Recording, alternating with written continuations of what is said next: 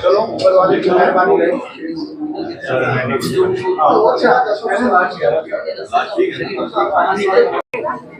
BJP Jammu Kashmir की तरफ से एक हाई लेवल डेलीगेशन को कॉन्स्टिट्यूट किया गया,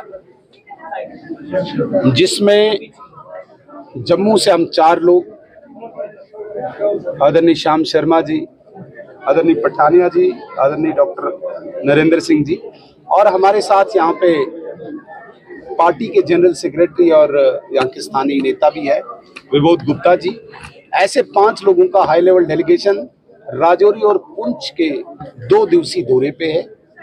हालांकि हमारी लीडरशिप ऑलरेडी इन दोनों डिस्ट्रिक्ट्स को टूर करके आ गई है, विजिट करके आ गई है, लेकिन हम पर्टिकुलरली और स्पेसिफिक इस चीज के लिए आए हैं जहां पे ऑपरेशन सिंदूर के दौरान स्ट्रक्चर, जानी माली जो नुकसान हुआ है उसका जायजा लेना और उसकी एक रिपोर्ट तैयार करके भारत सरकार और केंद्रीय नेतृत्व को भेजना।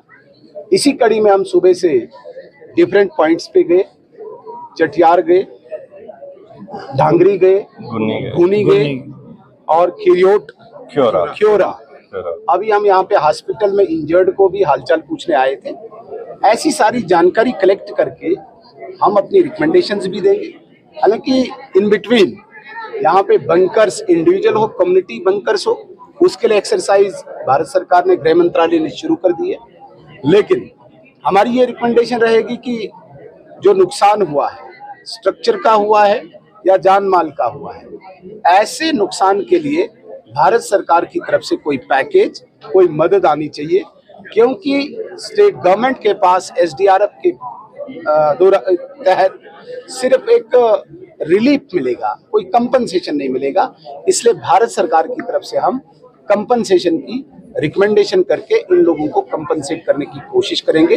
लेकिन पूरे राजौरी में एक बहुत खुशी है कि ऑपरेशन सिंदूर के तहत भारतीय सेना ने जो पराक्रम का प्रदर्शन किया है वो लाजवाब था। आज पाकिस्तान घुटनों के बल टिका हुआ है, जगह जगह दौड़ रहा है, भीख मांग रहा है, माफी मांग रहा है। ये एक बहुत बड़ी खुशी की बात है।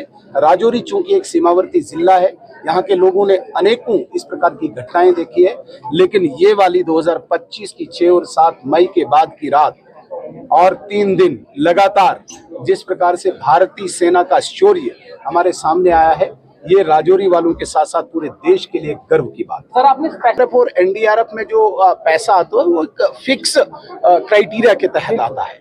जब हम पैकेज